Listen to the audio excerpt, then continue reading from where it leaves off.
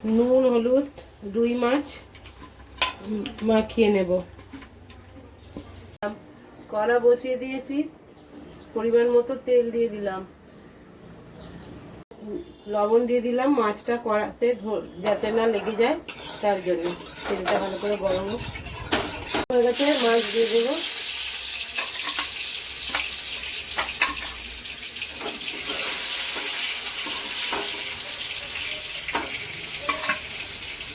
এটা হবে না, পিস করে ভেজে নিই। মাছগুলো ভাজা হয়ে গেছে, তুলে নিচ্ছি লাল লাল করে।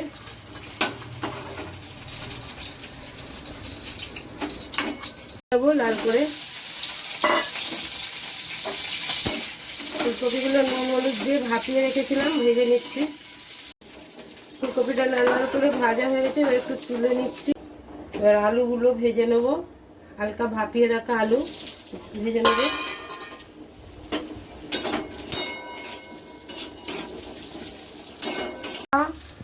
রসুন কাঁচা লঙ্কা বেটে নেবো শিলে।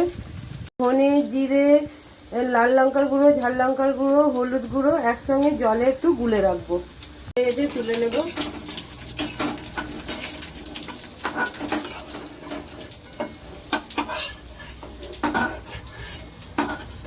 একটু জিরে তেজপাতা একটা তেজপাতাকে ছোট ছোট করে কেটে দিয়ে দিলাম ফোড়ন। ফোড়নটা হয়ে গেলে দেবো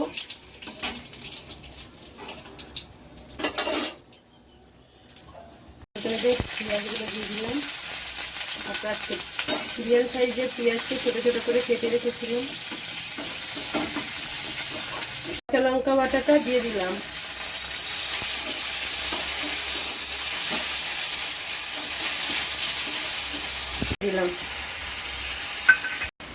করে রেখেছিলাম ওটা দিয়ে দেব।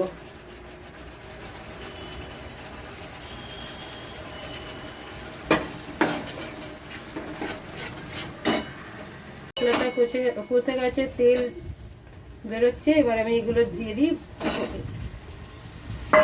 ভালো করে কষিয়ে নেবো। ফুলকপি আলু ভালো করে কষিয়ে নেব। লবণ দিয়ে দিলাম, দিয়ে দিলাম টেস্টটা ব্যালেন্সের জন্য।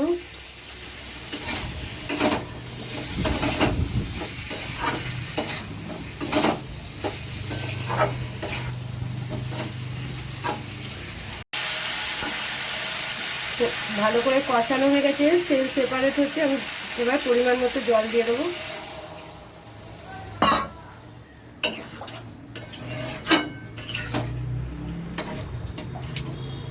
আলু ফুলকপি ভালো করে এবার আমি সিদ্ধ করে নেবো। আলু ফুলকপি এটা আমার সেদ্ধ হয়ে গেছে, কালারটা কত সুন্দর এসেছে।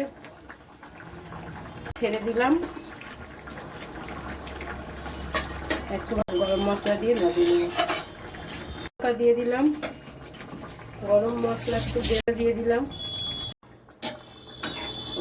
দিয়ে ফেলবো। এইভাবে আলু ফুলকপি মাছ দিয়ে রুই মাছ দিয়ে করে খেয়ে ঝোল করে খেয়ে দেখবেন বন্ধুরা। যদি রেসিপিটা ভালো লাগে তাহলে বেশি বেশি শেয়ার করবেন, কমেন্ট করবেন আর লাইক করে দেবেন।